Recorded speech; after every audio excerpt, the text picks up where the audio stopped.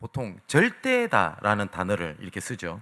근데 영원히 변치 않는 것을 절대라고 표현을 합니다. 그래서 우리가 보통 약속을 할 때 내가 절대 안 그럴게, 이 말은 다시는 그런 일이 없도록 하겠다, 이런 말이죠. 근데 이 절대라는 말은 아무에게서도 제약을 받지 않고 어떤 것에 의존하지도 않고요, 어떤 것에 영향을 받지 않고 영원한 것을 절대라고 이야기를 합니다. 근데 이 모든 조건을 다지고 계신 절대자는 하나님밖에 없습니다. 그죠? 그래서 우리가 하나님 앞에 절대자 이렇게 표현을 합니다. 그래서 그 출애굽기 3장 14절에 하나님께서 모세에게 뭐라고 본인을 말씀하시냐면 나는 스스로 있는 자다, 이렇게 말씀을 하십니다. 그러니까 다른 것에 영향을 받는 분이 아니라는 거죠. 우리 인간은 반드시 영향을 받습니다. 당장 공기가 없으면 사람은 죽어요. 그죠? 그리고 나는 내 혼자 살겠다라고 큰 소리 치고 있지만 사람은 절대 혼자서 못 삽니다. 스스로 혼자 있을 수 있는 존재는요, 이 세상에 어떤 것도 없어요. 근데 스스로 존재하시는 절대자는 하나님밖에 없습니다. 그래서 그 스스로 존재하시는 절대자이신 하나님께서 모든 것을 움직이시고, 그리고 그분의 의도가 아닌 것은 절대로 일어날 수가 없어요. 그걸 보고 하나님의 절대 주권이라고 얘기를 합니다. 욥기 25장 2절에 보니까 하나님은 주권과 위엄을 가지셨고 높은 곳에서 화평을 베푸시느니라, 이렇게 되어 있고요. 디모데전서 6장 15절에는 하나님은 복되시고 유일하신 주권자시며 만왕의 왕이시며 만주의 주가 되신다, 이렇게 되어 있습니다. 그래서 하나님의 절대 주권 안에서 모든 것이 다 움직입니다. 우리의 인간에게 자유의지가 있어요. 맞아요. 근데 이 자유의지도 하나님의 절대 주권 안에서 움직이지 절대 주권 바깥에서 움직이는 게 아닙니다.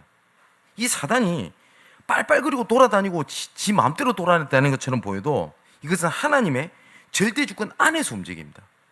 그건 확실합니다. 그죠? 많은 사람들이 우리 인간에게 자유의지가 있지 않냐? 예, 있습니다. 근데 그 자유의지도 하나님의 주권 안에서 움직이지 하나님 제 주권 바깥에서 움직일 수 있는 존재는 세상에 어떤 것도 없습니다. 그런데 그 하나님의 주권은 반드시 분명한 계획을 가지고 움직이십니다. 그걸 보고 우리가 하나님의 절대 계획이라고 얘기를 하거든요. 근데 이 계획이 어떠냐? 시편 33편 11절에 보니까 여호와의 계획은 영원히 서고 그의 생각, 목적이죠. 그의 목적은 대대에 이르리로다. 그래서 우리가 하나님의 계획이라고 얘기하지 않고 절대 계획이다라고 얘기를 하는 이유가 뭐냐니까 그 계획은 영원하고 그 계획은 반드시 이루어지기 때문에 절대 계획이다라고 표현을 합니다. 잠언 16장 3절에서 9절의 말씀도 보니까 너희 행사를 여호와께 맡기라. 그리하면 내가 경영하는 것이 이루어지리라. 여호와께서 온갖 것을 그 쓰임에 적당하게 하셨으니 악인도 악한 날에 적당하게 하셨느니라. 보세요. 하나님께서 악인들도 사용하신대요. 악인들도 적당한 날에 적당히 사용하시는 계획을 가지고 움직이십니다. 그죠? 왜 저런 인간을 왜 하나님께서 저렇게 놔두냐? 하나님의 계획이 있다니까요. 그러면서 9절에 뭐라고 되어 있냐? 사람이 마음으로는 자기의 길을 계획할지라도 그의 걸음을 인도하신 이는 여호와 하나님이시다. 자, 욥기에 보면 욥기 42장에 보면 욥이 마지막에 이렇게 고백을 합니다. 욥기가 42장까지 있어요. 모든 대화를 다 마치고 난 다음에 욥이 이렇게 고백합니다. 주께서는 못하실 일이 없사오며 무슨 계획이든지 못 이루실 것이 없는 줄 아오니 무지한 말로 이치를 가리는 자가 누구이오니까 나는 깨닫지도 못한 일을 말하였고 스스로 알 수도 없고 헤아리기도 어려운 일을 말하였나이다. 하나님의 주권, 하나님의 계획을 우리 머리로 다 이해가 되냐? 안 돼요. 그죠? 우리는 가끔 이런 생각이 들 때가 있어요. 하나님이 굳이 그렇게 해야 되나? 라는 생각이 들 때가 있습니다. 많은 사람들이 목적, 계획을 가지고 살아갑니다. 그래서 사람들이 뭐라고 얘기를 하냐면 계획을 가지고 살지 아니하면 생각 없이 살게 된다, 이런 얘기를 합니다. 그런데 계획과 내 생각대로 내 인생이 움직이지냐? 안 움직여져요, 절대로. 그게 지극히 정상입니다. 그죠? 내 생각, 내 판단, 내 계획, 내 노력대로 내 인생이 움직여진다면 하나님의 주권은 필요 없어요. 그죠? 근데 그 주권 안에 있는 놀라운 계획은 우리 머리로 이해가 안 돼요. 그래서 하나님의 주권은 내가 깨닫는 게 아닙니다. 믿고 인정하는 겁니다. 욥이 그 얘기를 하는 거예요. 무지한 말로 이치를 가리는 자가 누구며 누가 깨닫지도 못한 일을 말하고 나 스스로도 알 수 없고 헤아리기 어려운 일이라고 안 합니까? 근데 뭐라고 얘기를 하냐? 내가 말하겠사오니 주는 들으시고 내가 주께 묻겠사오니 주여 내게 알게 하옵소서. 하나님께서는 그 주권 속의 계획을 날마다 알게 하시는 겁니다. 근데 그 계획이 딱 한 가지로 통합니다. 그 하나님의 계획이 뭐냐니까, 하나님의 그 계획은 예수 그리스도라는 것에서 모든 것이 나오고 나타나게 하시는 것이 하나님의 절대 계획입니다. 자, 그 그리스도를 통하여 구원을 이루신 것에 하나님의 절대 계획의 목적이 있어요. 그럼 보세요. 하나님께서 왜 나를 구원하셨을까? 라고 하는 그 절대 계획에는 나를 향한 구원을 이루시고 나를 통한 구원을 이루시려고 하는 하나님의 절대 계획이 있어요. 예수 그리스도의 공생애를 보면 예수님께서 사랑을 베푸시고 병든 자를 치유하고 가난한 자를 돕고 긍휼을 베푸시고 그렇게 다 하셨어요. 그죠? 근데 예수님께서 그 공생이실 때 엄청난 일을 하셨습니다. 근데 그 엄청난 일을 하신 거에 마지막 목적이 뭐죠? 마지막 목적은 구원을 위하여 그렇게 베푸셨어요. 그죠? 그래서 예수님의 사랑을 받고 그 다음에 치유를 받고 배고픈 거를 배부름을 얻고 인정을 받고 다 해도 구원을 못 받으면 끝난 거예요. 그죠? 예수님의 공생의 마지막 결론은 십자가 사건입니다. 그게 하나님의 절대의 계획이에요. 그래서 우리의 삶의 목적이 어디에 방향이 맞추게 되냐니까, 예수 그리스도를 알고 우리를 통하여 예수 그리스도가 증거되기 위한 것에 우리의 모든 목적이, 하나님의 계획이 방향에 맞춰져 있습니다. 내가 몰라도 그렇게 갑니다. 몰라도. 그래서 하나님께서는 이 일을 위하여 지금도 계속 말씀을 통하여 언약을 계속 말씀을 하세요. 그게 아니라면 우리가 매주 주시는 하나님의 말씀을 들을 이유가 없어요. 어떤 사람은 그럽니다. 자꾸 말씀을 붙잡으라고 그러는데 뭘 붙잡으라고 하는 거냐라고 얘기하는 사람이 있습니다. 아니, 성경에 하나님께 말씀을 다 주셨잖아요. 그런데 하나님께서는 그 절대의 계획을 이루기 위하여 하나님께서는 말씀을 가지고 계속 우리를 인도하십니다. 그게 아니라면 예배드릴 이유가 없어요. 그잖아요. 그냥 주일날 그냥 내가 있는 데서 그냥 TV 틀면 돼요. TV 틀면 기독교 방송 나와요. 인터넷에 여러 각 예배가 많아요. 아닌 말로 유명한 설교자들 설교가 되게 많아요. 그러다 보니까 이 설교가 나한테 좋다, 저 설교가 나한테 맞다, 예, 좋아요. 그런데 그 말씀이 나에게 좋다가 아니라 하나님께서 지금 그 계획을 두고 나에게 무엇이라 말씀하시는지를 듣는 것이 중요하잖아요. 그렇지 않습니까? 그걸 보고 하나님의 절대 언약이라고 얘기를 합니다. 이것을 가지고 모든 것을 보고 판단하고 분별하는 걸 보고 하나님의 망대라고 그래요. 그리고 이것을 내 삶 속에서 확인하는 걸 보고 하나님의 여정이라고 그러고요. 이것을 두고 하나님께서 사건을 일으킵니다. 어쩔 때는 악인을 붙이기도 합니다. 어떻게 이런 나쁜 놈들이 있어? 그런데 이 사단은 그 모든 것을 하나님의 주권을 보지 못하게 만들기 위하여 어떻게 눈을 돌리지 아세요? 탓을 하게 만들어요. 그죠? 사단 때문에 그랬어요. 여러분, 창세기 3장 문제는 우리가 하나님께 범죄하여 하나님을 떠나서 쫓겨난 사건입니다. 그런데 아담과 하와는 그 문제를 어떻게 하죠? 사단 때문에 그랬어요. 탓을 딱 해요. 지금도 사단은요, 똑같이 합니다. 뭐냐? 계속 탓을 해요. 탓. 가인이 아벨을 죽였습니다. 그죠? 근데 가인이 아벨을 죽인 이유는 탓을 했잖아요. 죄 때문에. 지금도 사단은요, 계속 하나님과의 나의 관계가 아니라 자꾸 뭘 보게 만드냐면 탓을 하게 만들어요. 그죠? 근데 하나님께서 허락하신 모든 것이 선함에 감사함으로 받으면 버릴 것이 없나니 모든 것은 하나님의 말씀과 기도로 구별되어짐이니라. 그죠? 그러면 나에게 일어나는 모든 사건, 위기가 뭐라는 거죠? 하나님께서 절대 주권 속에 절대 계획을 이루는 하나님의 이정표 때라는 겁니다. 자, 그래서 그걸 보고 우리가 하나님의 절대라고 얘기를 해요. 그래서 이 절대라는 단어를 붙일 수 있는 분은 하나님 외에는 없어요. 그죠? 우리가 보통 내 절대 안 그럴게, 보통 약속 그렇게 하잖아요. 그 말 믿지 마세요.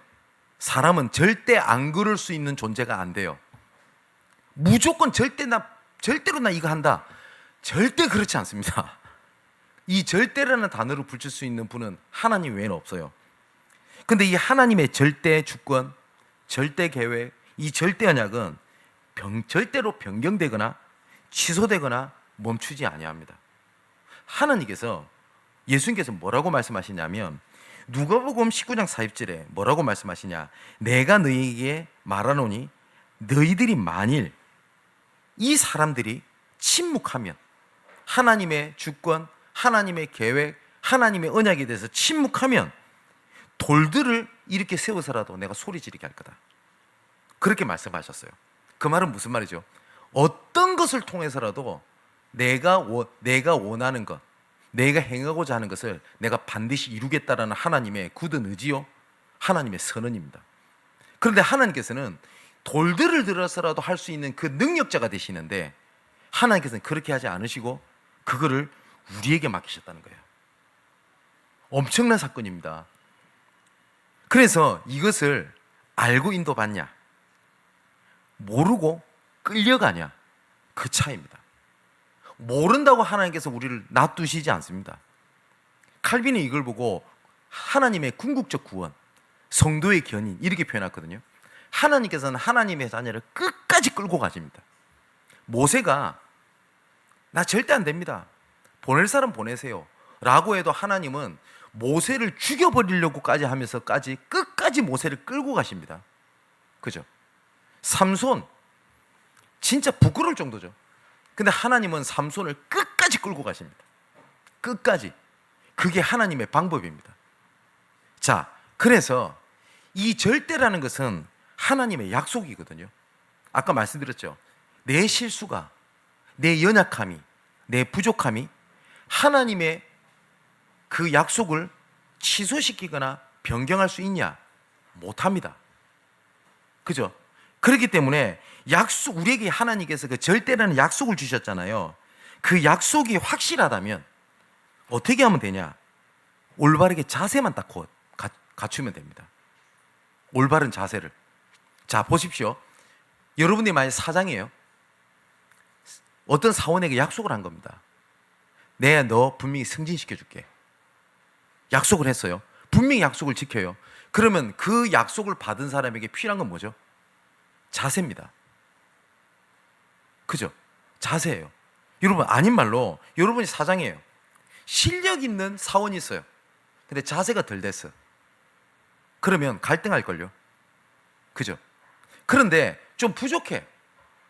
그런데 이 사람은 하려고 하는 자세, 내가 진짜 중심 갖고 있는 자세를 있다, 그 사람 도와줍니다. 우리 인간도 그래요. 맞죠? 하나님의 절대라고 하는 것은 분명히 이루어지는 하나님의 계획이기 때문에 하나님께서 우리에게 필요한 것은 뭐냐니까 자세입니다. 자세. 그래서 성경에는 우리에게 믿음의 자세를 굉장히 많이 말씀하고 계세요. 디모데후서 2장 1절 7절에도요 3명이 나오죠. 뭐라고? 병사 안 돼 있고 뭐라고 되어 있습니까? 좋은 병사. 좋은 병사는 자기 생활에 얽매이는 자가 아니고 모집한 자를 기쁘게 하는 자세. 경계하는 자는 뭡니까? 법대로 하는 자세. 좋은 농부는 뭡니까? 먼저 곡식을 받는 것이 마땅함이니라.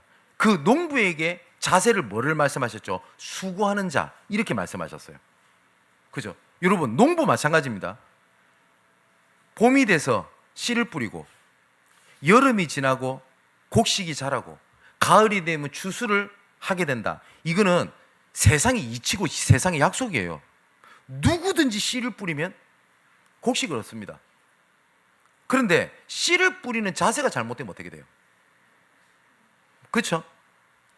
마태복음 25장에도 예수님께서 이런 비유를 듭니다. 신랑을 기다리는 신부에 대한 예를 딱 들어요. 신랑이 언제 올 줄 몰라요. 근데 신부가 두 종류 신부가 있는 겁니다. 등불에 기름을 딱 항상 준비해가지고 신랑이 언제 오는지를 기다리는 신부를 얘기를 하고요. 두 번째는 신랑이 언제 온지 몰라. 그러니까 등불에다가 기름을 넣지 않아요. 어느 날 신랑이 딱 오게 된 겁니다.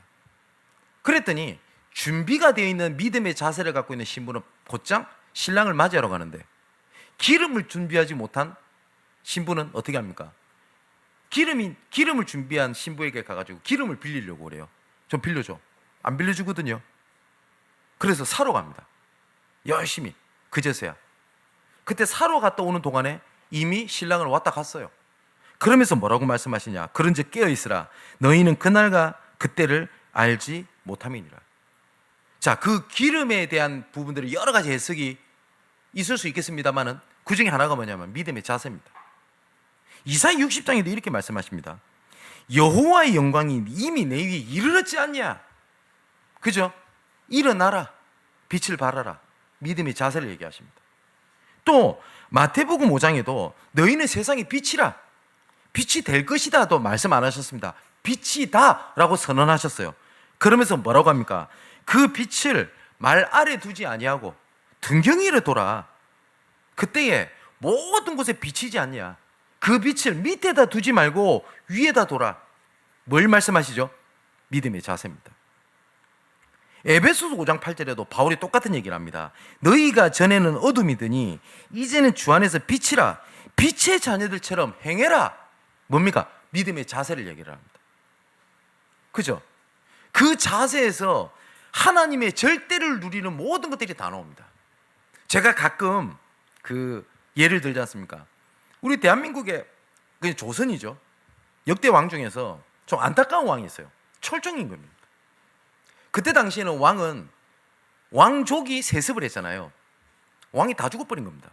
왕족이 없어요. 그래서 찾다 보니 저쪽에 저 강화도 쪽, 인천 쪽에 있는 저기 시골에서 놀고 있는 어떤 애가 왕족이라. 그래서 이 친구를 데려와가지고 왕자리에 앉혀놨어요. 그러면 노예에서 왕이 됐잖아요. 그럼 뭐가 있어야 되죠? 왕의 자세가 돼 있으면 돼요. 내가 자세가 안 돼 있어도 왕에 대한 권력은 다 와버립니다. 왕자리에 앉는 그 순간. 그런데 이 철종이 어떻게 하는지 압니까? 배가 고프면 음식을 갖고 오라고 하면 돼요. 근데 어떻게 하냐? 저 수락관에 몰래 들어가서 음식 훔쳐먹다 들키고, 그리고 저쪽 시골에서 놀던 그 친구가 그리운 거예요. 그럼 어떻게 하면 되죠? 데리고 오라 하면 돼요. 자세.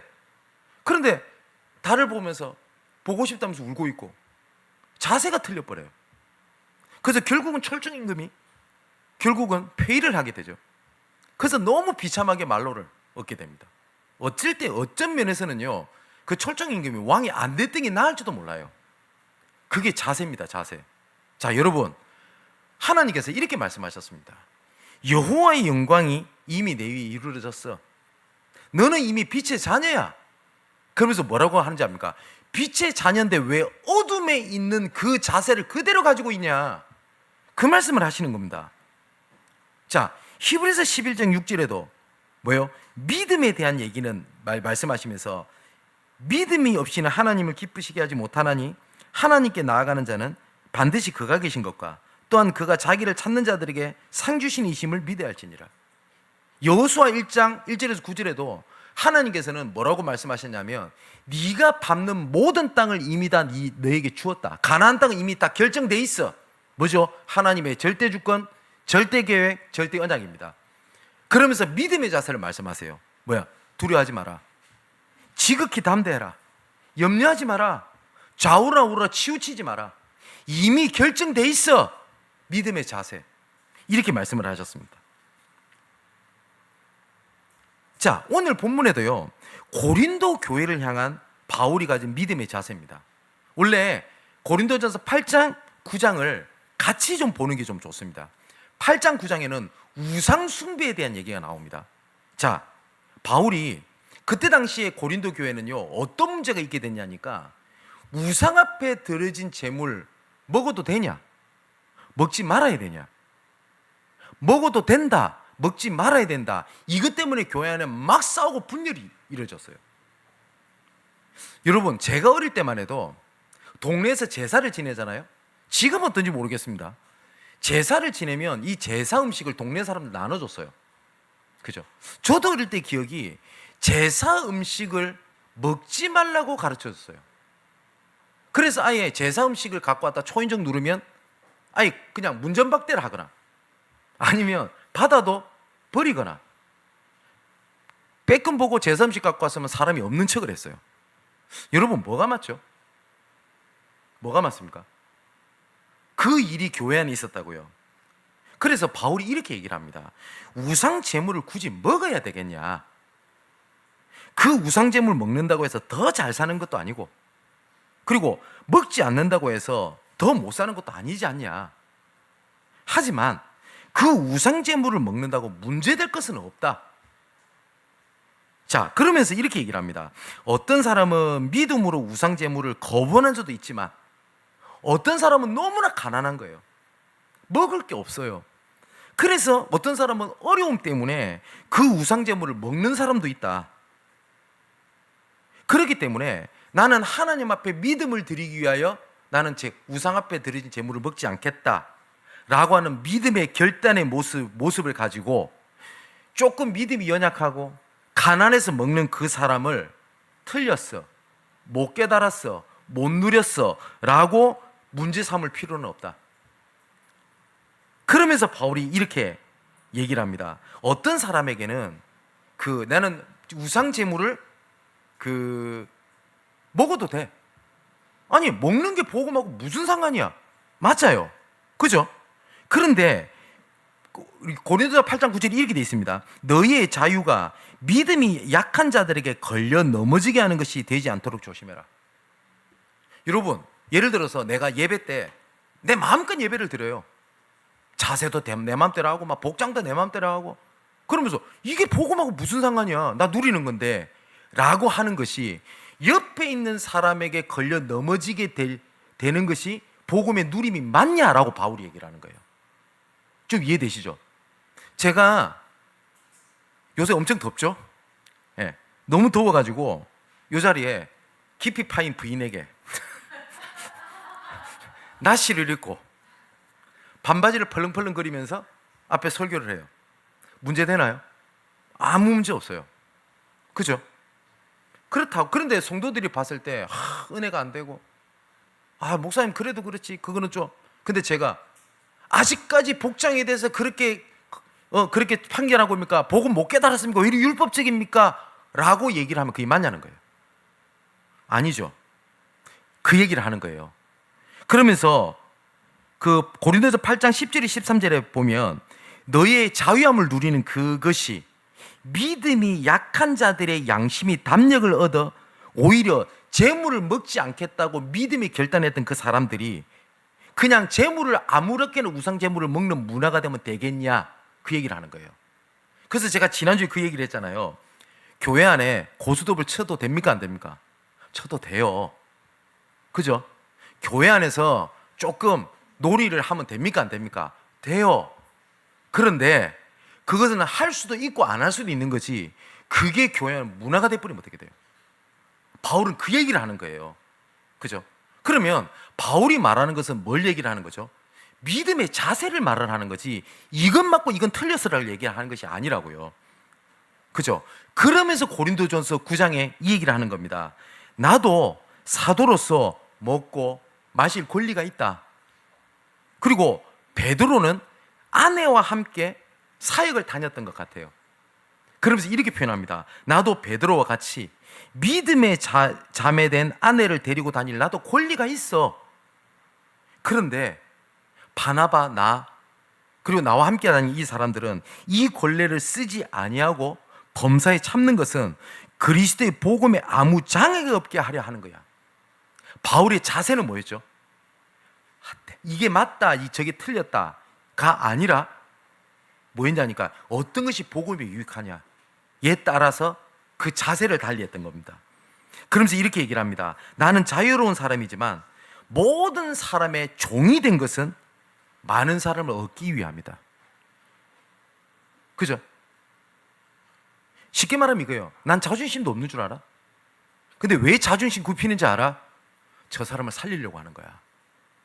나는 유대인들에게 내가 유대인과 같이 율법 아래 있는 내가 아니지만 율법 아래 있는 자와 같이 하는 것, 그것도 사람을 얻기 위함이고, 나는 율법 없는 자처럼 율법 없는 자가 아니지 않냐. 근데 율법 없는 자처럼 행하는 이유도 내가 저 사람을 얻기 위함이고, 나는 약한 자가 아니야. 근데 약한 자처럼 된 것은 내가 저 사람들을 내가 구원하고자 함이니. 바울의 자세는 그거였어요. 그러면서 23절 오늘 마지막에 읽은 겁니다. 내가 복음을 위하여 모든 것을 행함은 내가 복음에 참여하고자 함이라. 그럼 쉽게 말하면 뭡니까? 내가 모든 걸 할 수 있어, 복음을 위한 거라면. 그런데 내가 모든 걸 안 할 수 있어, 복음을 위한 거라면. 그 얘기를 하는 겁니다. 자, 근데 우리가 오늘 23절에 보면 복음에 참여한다 라고 하잖아요. 그게 우리의 자세입니다. 그래서 이게 복음이냐 복음이 아니냐, 이게 맞냐 틀렸냐, 그 판단의 기준을요, 바울은 맞다 틀렸다가 아니었어요. 그래서 오늘 고린도전서 8장에서 9장까지가 우상에 대한 얘기인데, 그 기준을요, 바울은 8장에 딱 서론의 결론을 내리고 시작을 합니다. 8장 1절에 3절이 이렇게 됩니다. 우상의 제물에 대하여는 우리가 다 지식이 있는 줄을 아나 지식은 교만하게 하며 사랑은 덕을 세우나니 만일 누구든지 무엇을 아는 줄로 생각하면 아직도 마땅히 알 것을 알지 못하는 것이요, 또 누구든지 하나님을 사랑하면 그 사람은 하나님도 알아주시느니라. 무슨 말이죠? 우상 제물에 대해서 너희들 다 알잖아. 그죠? 우상 숭배하지 말아야 돼. 우상 숭배면 어떤 벌을 받아, 어떻게 해야 돼, 어떻게 해야 돼 라고 하는 지식이 있지만, 그 지식을 가지고서는 다른 사람을 판단해요. 그죠? 근데 사랑은 덕을 세우는 거야. 여러분 어떤 생각이 드세요? 내가 복음을 깨닫고 복음을 이해하고 판단하고 분별하고 가르침을 넘어서는 것이 하나님의 사랑이고, 하나님의 사랑으로 분별하는 것이 진짜 복음을 알고 누리는 거라는 거예요. 바울이 봤을 때 교회 안에 우상 제물을 먹는 사람들을 봤었을 때 분명히 우상의 판단으로서는요, 먹지 마라고 말하는 게 어쩌면 맞을 수도 있어요. 맞죠? 근데 바울은 그게 기준이 아니었어요.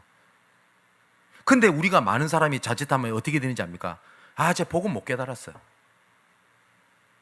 아, 쟤는 복음이 아니야. 예, 말할 수 있겠죠. 실제로 저 사람 못 깨달을 수도 있겠죠. 근데 한번 생각해 봅시다. 예수님이라면 어떻게 하셨을까요? 예수님이라면 니 못 깨달았네, 꺼져, 이랬었을까요? 그래서 성경에 뭐라고 되어 있죠? 사랑은 모든 율법의 완성이라고 되어 있습니다. 율법의 완성은 판단, 정죄, 구별이 아니에요. 모든 사랑은, 하나님의 사랑은 율법의 완성이라고 되어 있습니다. 그죠? 근데 우리가 자칫하면 그건 복음이야, 복음 아니야 라고 하는 판단이 내 지식에, 내가 복음 아는 수준에, 그거에 따라서 하면 되겠냐는 거예요, 바울이. 그죠? 자, 바울이 그 얘기를 하면서 우상에 대한 얘기를 합니다. 그래서 고린도서 9장에 와서 얘기를 하는 거예요. 나는 자유하는 사람이야. 그런데 자유하지 않고 율법 아래 있는 사람처럼 왜 행합니까? 바울이 이렇게 얘기할 수 있습니다. 누려! 왜 눌려 있어? 라고 안 했다고요. 내가 그하고 사람 똑같이 했던 이유는 저 사람을 살리고자 하는 거예요. 나는 유대인처럼 막 고리타분하고 그리 붙잡히는 사람이 아닌데 유대인 앞에서 그렇게 했대요. 왜냐하니까 저 사람 얻으려고 하는 거래요. 여러분 어떠세요? 유대인들은요, 예수님을 봤었을 때 뭘로 판단했죠? 당신 제자들이 안식일에 왜 이삭을 비벼 먹습니까? 율법에 의하면 틀린 거잖아요 라고 얘기를 합니다. 그러면서 당신 유대인입니까? 당신이 그래도 하나님의 율법을 지키는 사람입니까? 라고 얘기를 했어요. 차이는 뭐였죠? 예수님이 율법을 어기는 사람이었습니까? 아니었습니다. 사랑이었어요. 자, 보세요. 하나님의 그 판단으로 우리를 다 판단한다면요, 살아남을 인간이 우리 세상에 단 한 명이 없어요. 우리는 하나님의 은혜로, 하나님의 사랑으로 말미암아 우리가 살아가요. 근데 우리가 그 하나님의 사랑을, 너희가 율법에 대해서 그 우상에 대한 지식을 알지 않냐? 근데 그게 교만해서 다른 사람 판단하고 있냐? 바울은 그 얘기를 하는 거예요. 자, 마태복음 16장 16절 잘 아시죠? 주는 그리스도시요 살아계신 하나님의 아들이십니다.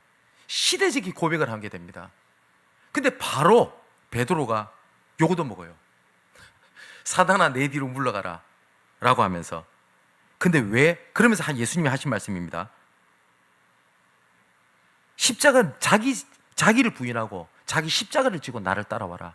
뭘 말씀하시죠? 믿음의 자세죠. 그럼 자기 십자가가 뭐죠? 그 전에 예수님께서 이렇게 말씀하십니다. 네가 하나님의 일을 생각하지 않고 도리어 사람의 일을 생각하는도다. 사단아 내 뒤로 물러가라 라고 말씀하신 거예요. 우리가 진짜 점검해야 될 게 있어요. 나를 위한 그리스도를 붙잡고 있습니까? 아니면 그리스도를 위한 내가 보고 있습니까? 많은 사람들이 나를 위한 복음이에요. 내가 힘들거든. 나를 행복하게 해주는 복음. 내 인생을 윤택하게 해주는 복음. 내 문제를 해결해주는 복음. 틀린 것은 아니죠. 근데 복음에 대한 근본이 그게 아니지 않습니까? 근데 복음의 자세는 예수님께서 뭐라고 말씀하시냐면 자기 십자가를 지고 나를 따라와라. 나를 부인하고. 아니 말이 됩니까? 근데 많은 사람들은 신앙생활 다 어떻게 하는지 아세요? 자기 편한 대로 다 해요. 제가 그래서 좀 악한 얘기를 했지 않습니까? 어떻게 하는지 아세요? 말씀과 교회를 쇼핑을 해요. 내한테 원하는 말씀, 내한테 원하는 교회, 내가 편한 신앙생활 다 나예요. 하나님이 없어요. 예배는 나를 위한 것이 아닙니다. 예배는 하나님께 앞에 내가 엎드리는 겁니다. 그죠? 그래서 하나님께서 때를 따라요 돕는 은혜를 주시는 건데 많은 사람들이 뭘로 바뀌어 있냐? 나예요. 그러니까 자세가 어떻게 돼요? 하나님 앞에 순종과 복종이 아니에요. 근데 바울은 뭐라고 얘기를 하냐니까 갈라디아서 6장 11절 18절을 보니까 내가 몸에 예수의 흔적을 지니고 있다라고 얘기를 해요. 근데 여기는 바울에 대한 그 육신적인 굉장히 어려움에 대한 얘기도 있어요. 뭐 고난에 대한 여행, 그리고 바울이 썼던 것을 보면 강도의 위험, 그리고 강의 위험, 그 다음에 동족의 위험, 이방인의 위험, 그리고 거짓 형제들, 바울을 괴롭게 하려고 하는 이런 사람들이 인간관계에 대한 문제, 그리고 시내와 강야의 위험, 이런 것도 얘기를 해요. 그런데 내가 예수의 흔적을 몸에 지니고 있다라고 할 때 이 흔적이라는 단어가 헬라어로 스티그마라는 단어를 씁니다. 근데 이 스티그마라는 단어가 좋은 뜻이 아니에요. 어떨 때 쓰냐면, 여러분 옛날에 그 중세 시대 때 영화를 보면 노예들은 그 뭐 인두로 탁 찢어가지고 낙인을 딱 찍죠. 그죠? 어딜 가도 어느 지방의 어느 주인의 노예인지를 딱 인장을 찍습니다. 그죠? 그 낙인이라는 뜻이 스티그마라는 단어를 써요. 치욕, 오명, 오점, 불명예, 그 자국이라고 할 때 스티그마라는 단어를 써요. 근데 바울은 뭐라고 얘기를 하죠? 예수의 오점을 내가 가지고 있다라고 얘기를 합니다. 그런데 바울은 그 스티그마, 내가 교회에서 열심히 헌신했는데 나는 인정을 받지 못했어, 나는 핍박을 받았어, 나는 교회에서 사랑을 못 받았어, 내가 뭐가 어때 다 이러고 있는 그 흔적 있죠. 그 흔적을 바울은 뭐라고 얘기를 하냐, 골로새서 1장 24절에 그리스도의 남을 고난을 그의 몸된 교회를 위하여 내 육체에 채우노라. 예수 그리스도의 흔적, 그 스티그마, 그 낙인이 예수 그리스도의 표적으로 변하는 겁니다. 여러분은 어떤 흔적을 갖고 계세요? 많은 사람들이 상처가 있대요. 교회에서 이 상처에서 막 얘기를 해요. 다 이해가 돼요.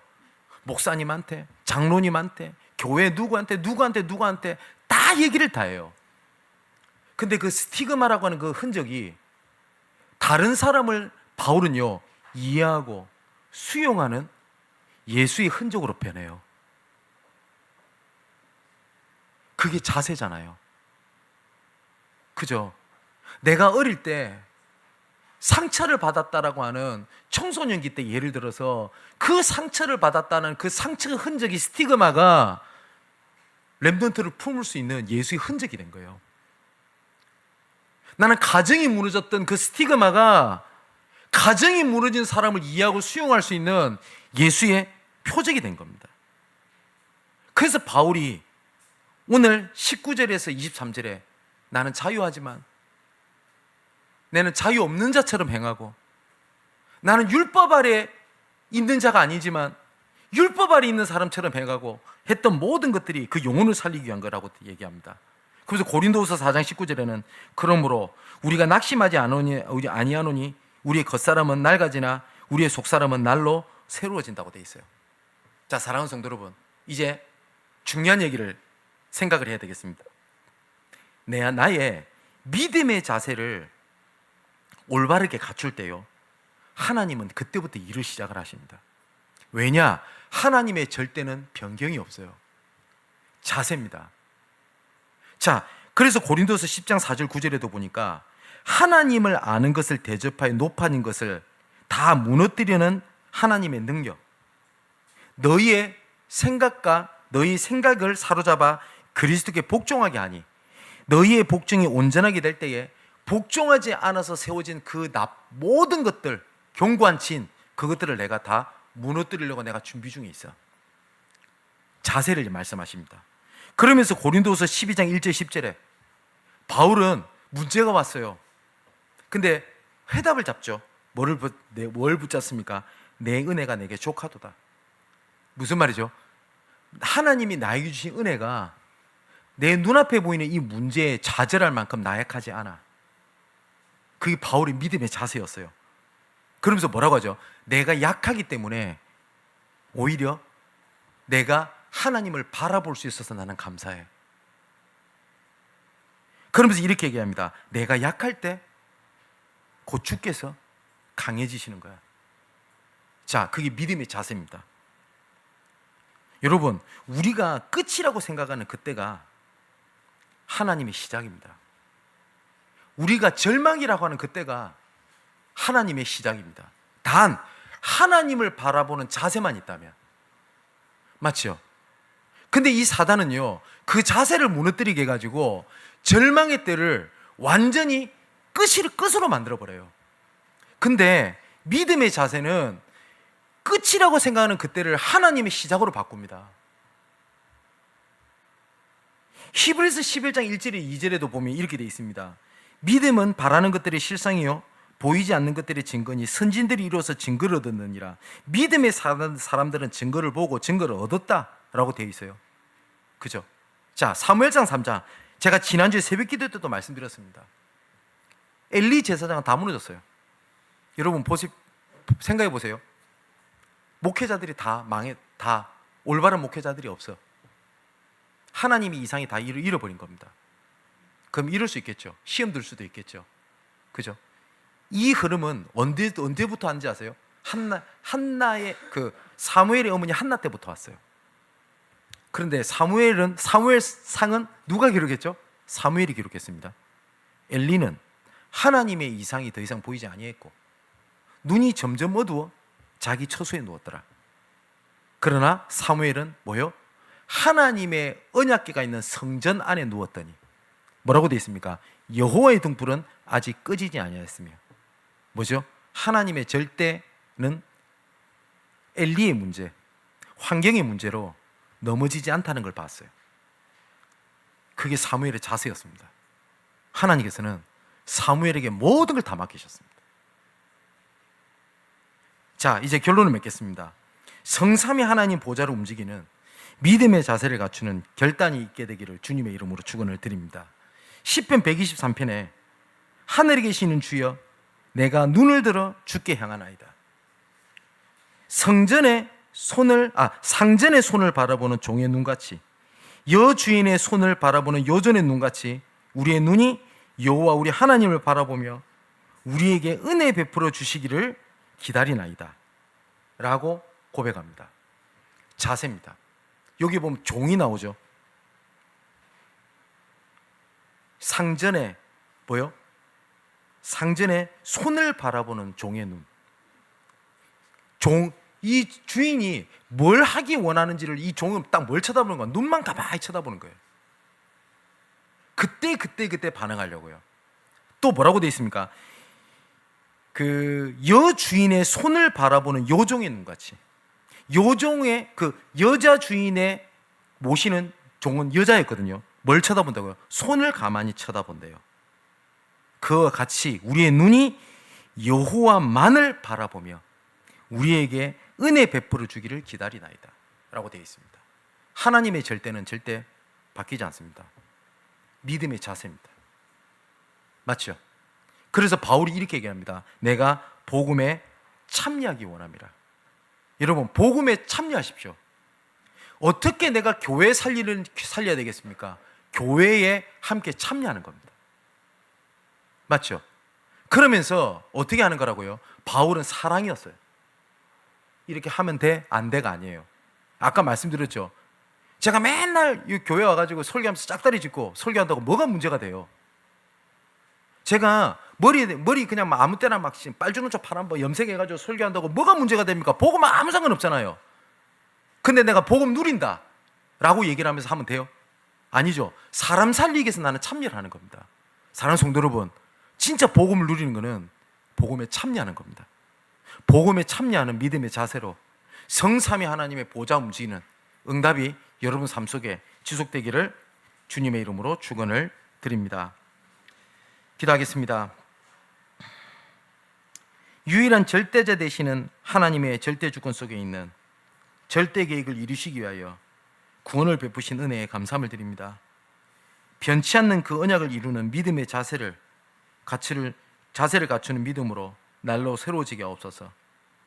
하나님의 절대가 기준이 되어 모든 것을 보는 하나님의 망대를 세우게 하옵소서.